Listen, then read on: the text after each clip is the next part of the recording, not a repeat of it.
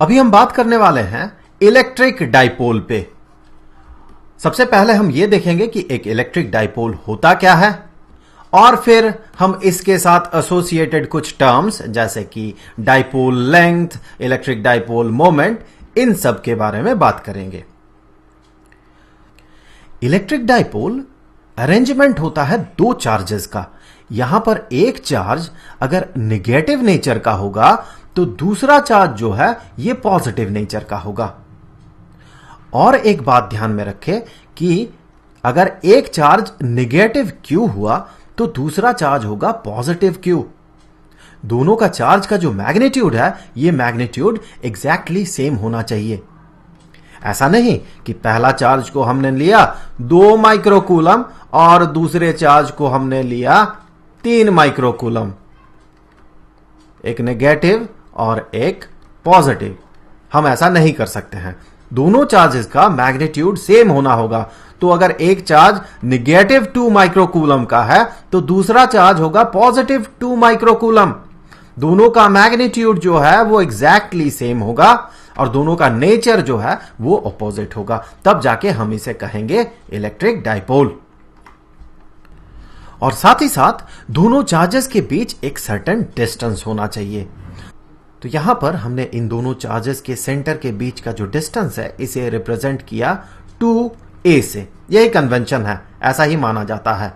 इसका मतलब है कि ये जो डाइपोल है इसका जो सेंटर है बिल्कुल दोनों चार्जेस के सेंटर को मिलाते हुए अगर हम एक स्ट्रेट लाइन सेगमेंट ड्रॉ करते हैं और जो पॉइंट इसका बिल्कुल सेंटर होगा वो होगा इस डाइपोल का सेंटर। तो इसका मतलब अगर हम इन दोनों चार्जेस के बीच का डिस्टेंस को 2a मानते हैं तो किसी एक चार्ज के सेंटर से डाइपोल के सेंटर तक का जो डिस्टेंस होगा यह होगा a। इस लेंथ को, इस 2a लेंथ को, अर्थात डाइपोल के दोनों चार्जेस के बीच का जो डिस्टेंस है इसे हम कहते हैं डाइपोल लेंथ। अब इसके साथ एसोसिएटेड एक और टर्म जो कि है dipole moment, electric dipole moment, इसके बारे में बात कर लेते हैं। सो इलेक्ट्रिक डाइपोल मोमेंट इसे हम डिनोट करते हैं P से। ध्यान रखें ये एक वेक्टर क्वांटिटी है। फिलहाल तो अभी हम बात कर रहे हैं इसके मैग्नीट्यूड पे, इलेक्ट्रिक डाइपोल मोमेंट के मैग्नीट्यूड पे, और आगे चल के हम बात करेंगे इसके डायरेक्शन पे। ये वेक्टर क्वांटिटी है तो इसका एक डायरेक्शन भी होगा। तो इसका जो मैग्नीट्यूड है ये बराबर होता है इन दोनों चार्जेस में से किसी एक चार्ज का मैग्नीट्यूड। तो दोनों चार्जेस बराबर है तो इसका मैग्नीट्यूड Q। यहां पर कोई साइन अपेंड नहीं करना चाहिए डाइपोल मोमेंट पता करते हुए, उसका मैग्नीट्यूड पता करते हुए। दोनों चार्जेस में से किसी एक चार्ज का magnitude into the dipole length. तो डाइपोल लेंथ है 2a। सो ये हो गया इलेक्ट्रिक डाइपोल मोमेंट का मैग्नीट्यूड। तो फिर यहां से देख ले इसका यूनिट क्या होगा, इसका SI यूनिट क्या होगा इलेक्ट्रिक डाइपोल मोमेंट का। So dipole moment, electric dipole moment, इसका जो SI यूनिट होगा ये क्या होना चाहिए। अगर आप इस टर्म को देखें तो आप पाएंगे यह है चार्ज इनटू डिस्टेंस। तो चार्ज का SI यूनिट होगा कूलम और डिस्टेंस का SI यूनिट होगा मीटर। सो कूलम मीटर ये होता है डाइपोल मोमेंट का SI यूनिट।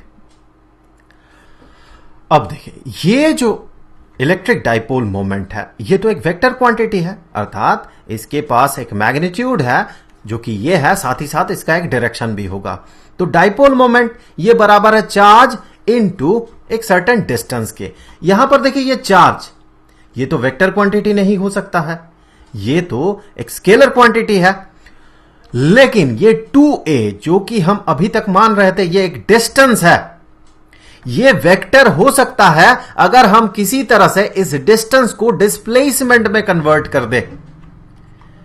इसका मतलब कि अगर हम इस 2a को ये मान ले कि ये एक डिस्प्लेसमेंट है, जैसे कि यहां पर ये नेगेटिव चार्ज, नेगेटिव Q, और यहां पर ये पॉजिटिव Q चार्ज, अगर हम माने कि ये जो 2a है ये डिस्प्लेसमेंट है या तो पॉजिटिव चार्ज का नेगेटिव चार्ज के रेस्पेक्ट में या फिर नेगेटिव चार्ज का पॉजिटिव चार्ज के रेस्पेक्ट में, तब ये 2a एक वेक्टर क्वांटिटी बन जाएगा।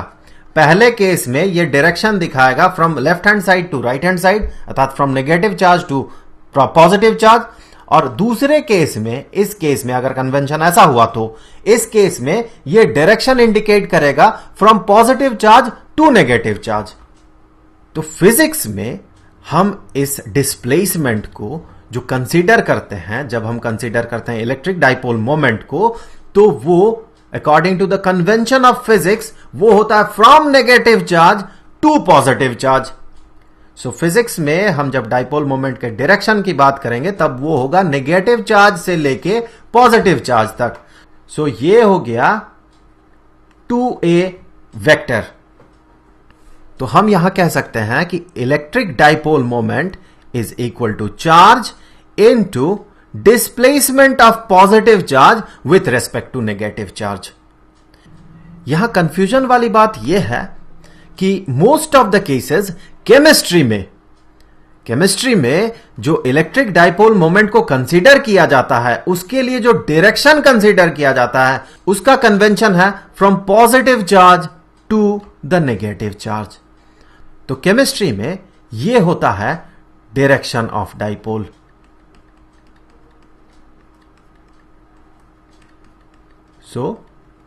एक कंफ्यूजन क्रिएट हो सकता है। ये कहां पर ये कंसीडर किया जाता है केमिस्ट्री में मोस्ट ऑफ द केसेस, और ये जो डायरेक्शन कंसीडर किया जाता है डायरेक्शन ऑफ डाइपोल, ये फिजिक्स में कंसीडर किया जाता है। तो हमने देखा डाइपोल मोमेंट जो है, इलेक्ट्रिक डाइपोल मोमेंट, ये एक वेक्टर क्वांटिटी है जिसका की मैग्नीट्यूड है charge into dipole length. As vector भी हम इसे कंसीडर कर सकते हैं, charge into displacement of positive charge with respect to negative charge, और इसका एसआई यूनिट होता है कूलम मीटर। इसके अगर नॉन एसआई यूनिट की बात करें तो इसके और भी यूनिट्स होते हैं, जैसे कि इसका एक और यूनिट होता है stat coulomb into centimetre. Stat coulomb electric charge का यूनिट होता है, नॉन एसआई यूनिट होता है, और सेंटीमीटर सीजीएस यूनिट होता है लेंथ का। इसके और एक यूनिट की बात करें तो ये होता है डेबाई। इसे डिनोट किया जाता है कैपिटल डी से। ये बहुत ज्यादा यूज होता है मॉलिक्यूलर डाइपोल मोमेंट को इंडिकेट करने के लिए। हम आगे बात करेंगे कि ये मॉलिक्यूलर डाइपोल मोमेंट होता क्या है। अगर आप इंटर रिलेट करना चाहें कि ये डेबाई जो है कितना स्टैट कूलम सेंटीमीटर है या कितना कूलम मीटर है, तो मैं आपको बता दूं कि ये 1 डेबाई ये बराबर होता है 10⁻⁻18 स्टैट कूलम सेंटीमीटर के, और ये रफली बराबर होता है 3.33564 इंटू 10⁻⁻30 कूलम मीटर के। ये सारे यूनिट्स जो है ये नॉन एसआई यूनिट्स हैं। अब आपके मन में सवाल आ सकता है कि ये जो इलेक्ट्रिक डाइपोल है ये हमें प्रैक्टिकली दिखता कहां पर है। बहुत सारे मॉलिक्यूल्स इलेक्ट्रिक डाइपोल की तरह बिहेव करते हैं।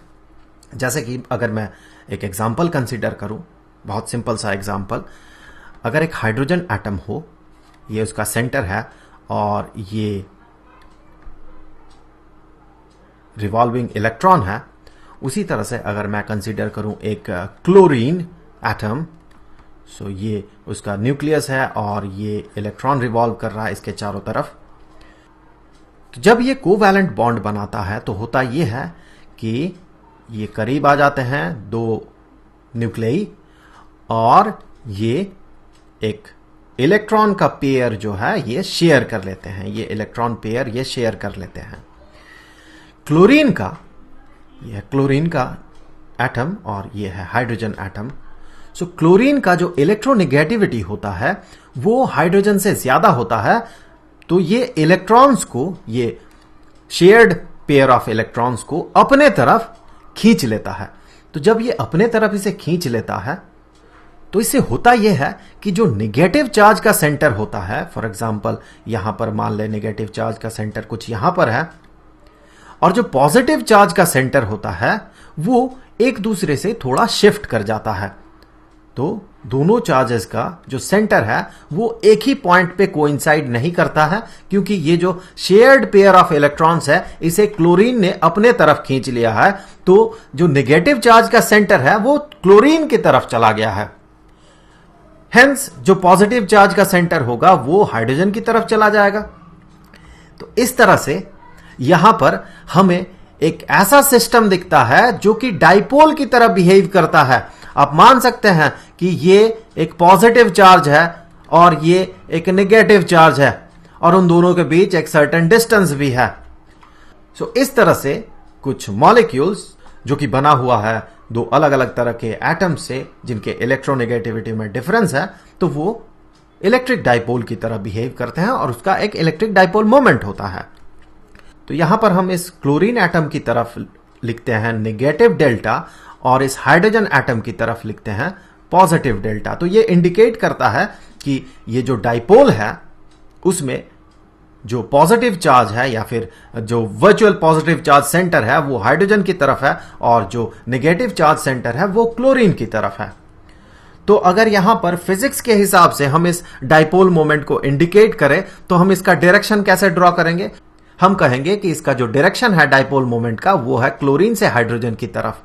लेकिन केमिस्ट्री में इसे कुछ इस तरह से इंडिकेट किया जाता है कि इसका डायरेक्शन है हाइड्रोजन से क्लोरीन की तरफ। सो जो भी हो, मेरा मुद्दा ये नहीं था कि केमिस्ट्री और फिजिक्स में क्या डिफरेंस है, ये डिफरेंस आप खुद ब खुद समझ जाएंगे। मुद्दा ये था कि जो डाइपोल मोमेंट है, इलेक्ट्रिक डाइपोल मोमेंट, वो हमें प्रैक्टिकली दिखता कहां पर है।